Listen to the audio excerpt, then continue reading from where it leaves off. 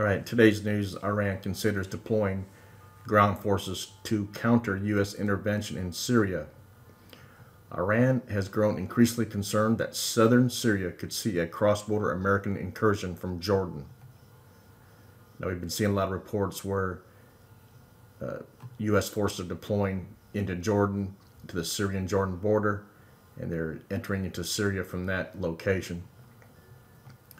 Iran's foreign ministry condemned Israel's incursions into Syria on Saturday as reports suggested Iran was mulling deploying ground forces to counter a potential U.S.-led intervention in the country.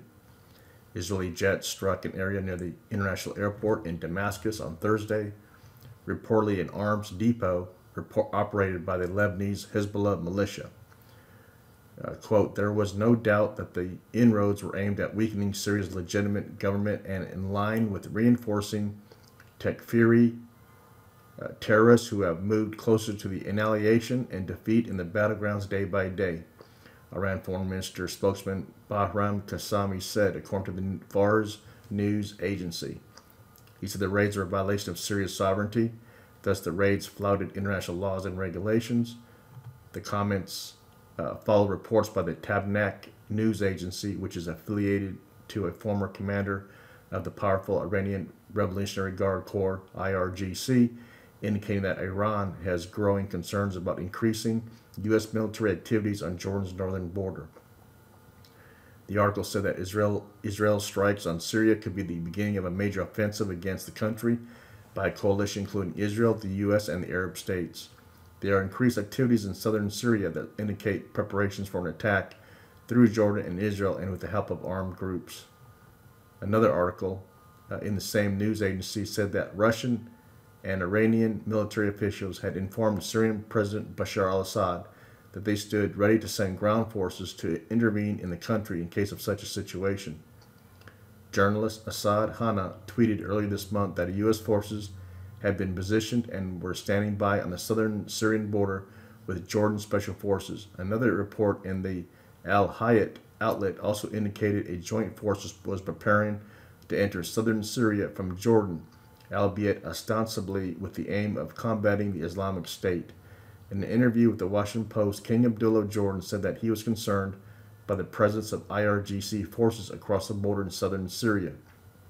Quote, we were very explicit with the Russians, as were the Israelis, that non-state actors from outside coming towards our border are not going to be tolerated. I think we can come to an understanding with the Russians. Iran rallied to the defense of its ally in Syria following the crackdown on anti-government demonstrators in 2011. The IRGC has lost more than 1,000 fighters in Syria, fighting against opposition forces backed by the U.S., Qatar, Turkey, and Saudi Arabia. According to reports from locals in Damascus, Iran's influence in the pro-government areas has extended to the point that they effectively dominate both the political and military scene in the country, alongside Assad's other staunch ally, Russia. This is my homeland. I am a second-class citizen here, said a businessman talking to the Guardian newspaper. Syrians are second now, and Iranians are first, and the Russians are gods. According to Abdel Bari Atwan, writing in the newspaper, Damascus was anchored by a plan put forward by a group of 22 Syrian opposition activists in Istanbul, which called for the establishment of an autonomous region in southern Syria.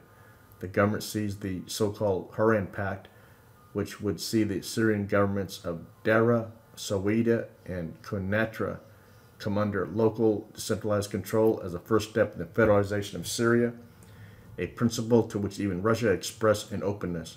Primarily, though, Assad government sees Jordan behind the scheme, along with the U.S., as a means of securing the frontiers for both the kingdom and Israel. Reports have also indicated that U.S. troops have begun massing on Syria's northern border. On Friday, commander of the Pro-Kurdish People's Protection Units, YPG, said U.S. forces would begin monitoring the situation on Syria's northern border with Turkey following cross-border fire between YPG and Turkish forces. Pentagon spokesman Captain Jeff Davis also said on Friday that U.S. troops were deployed along the border. We continue to urge all the parties involved to focus on the common enemy, which is ISIS. He told reporters referring to the Islamic State group. The surge in U.S. troops along the northern and southern borders of Syria has worried Damascus, and Tehran, primarily because of recent dramatic turnaround in the Trump administration's policy on the country, which saw airstrikes launched against Shayrat Air Base following a chemical weapons attack against rebels in Idlib. During the U.S. presidential campaign, Iranian leaders, including Supreme Leader Ali Khamenei, uncharacteristically made complimentary remarks about then candidate Donald Trump, wrote Abed Majidar, director of the Iran Observed Project at the Middle East Institute. Iranian military leaders, in particular, hope that Trump's positive view of Russia's President Vladimir Putin in opposition to a military intervention abroad would benefit Iran's agenda in Syria and the broader Middle East. But that cautious optimism has changed into growing concern in Tehran since Trump took office in January and adopted an aggressive policy towards Iran by imposing new sanctions against Iran's ballistic missile program, reestablishing close ties with Washington's traditional Sunni allies in the Middle East, and broadening the scope of U.S. military engagement in Syria and Iraq. So you see from this article, they're very worried, and they're probably most likely be sending in some troops, Iranian troops, into Syria to beef up the Syrian al-Assad military, and also you're going to see probably more Israeli attacks from the air. And then we have this video right here where the U.S. troops are on the Turkish border, the northern Turkish-Syrian border.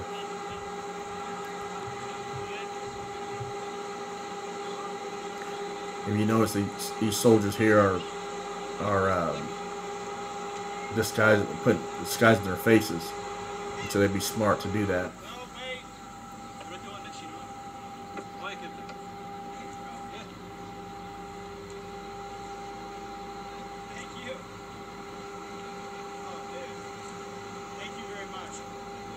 So you have a YPG soldier giving him YPG patches and a YPG flag.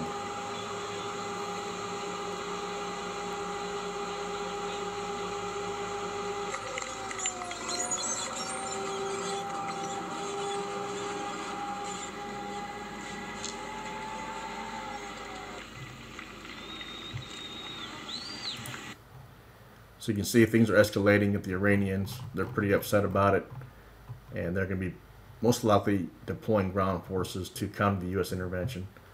So just another day, another report escalating the war in Syria. If you like this video, go ahead and subscribe to the channel. Place a comment below. Give me a thumbs up. And tell me if you like the reporting or not. Let me know. And thank you very much.